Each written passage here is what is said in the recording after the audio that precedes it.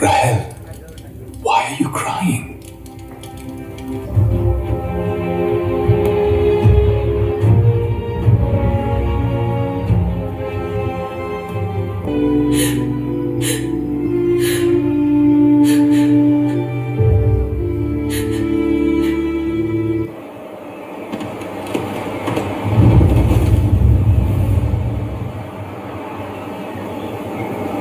സഹൃദയ കലാസഖികളെ, വിശാഖപട്ടണം സീറോ മലബാർ ചർച്ചിന്റെ 3ാമത് നാടകം റാഹേൽ നെയ്യത്തിന് കരയുന്നു. ബൈബിൾ കഥാപാത്രങ്ങളുടെ സ്വതന്ത്രാവിഷ്കാരം, അതിലേക്ക് ഏവർക്കും സ്വാഗതം. കൊല്ലവർഷം 2025 ഡിസംബർ 25. നിരവധി മഹാന്മാരെയും മഹതുകളെയും സൃഷ്ടിച്ചുകൊണ്ട് ലോകചരിത്രം മുന്നോട്ട് പോയിക്കൊണ്ടിരിക്കുന്നു. നമുക്ക് പക്ഷേ പിന്നോട്ട് പോകേണ്ടിയിരിക്കുന്നു. രാഷ്ട്രങ്ങളുടെയും പ്രധാനമന്ത്രിമാരുടെയും പ്രസിഡന്റുമാരുടെയും കാലത്തിന് പുറകിലേക്ക്. രാജാക്കന്മാരും ചക്രവർത്തിമാരും അടക്കിവാണ പുരോധന ലോകത്തിലേക്ക്. നിരവധിയായ യുദ്ധങ്ങൾ, ലോകാത്ഭുതങ്ങളായ നിരവധി നിർമ്മിതികൾ, ലോകം കീഴടക്കാൻ ഒരുങ്ങുന്ന രാജാക്കന്മാർ പോലും നിസ്സാര രോഗം പിടിച്ച് പിൻവാങ്ങുന്ന ചരിത്രത്തിന്റെ സമസ്യകൾ.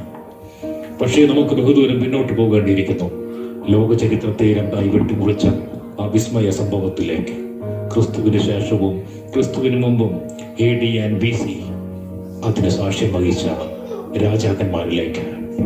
റോമാ സാമ്രാജ്യത്തിന് വഴങ്ങേണ്ടി വന്ന ഹെറോദ് രാജവംശം, ആ രാജവംശത്തിലെ പന്തിമാർ രാജാവിന്റെ കാലത്താണ് ഈ മഹാസംഭവം, ലോകചരിത്രത്തെ രണ്ടായി പിളർത്ത യേശുവിന്റെ ജനനം നടക്കുന്നത്.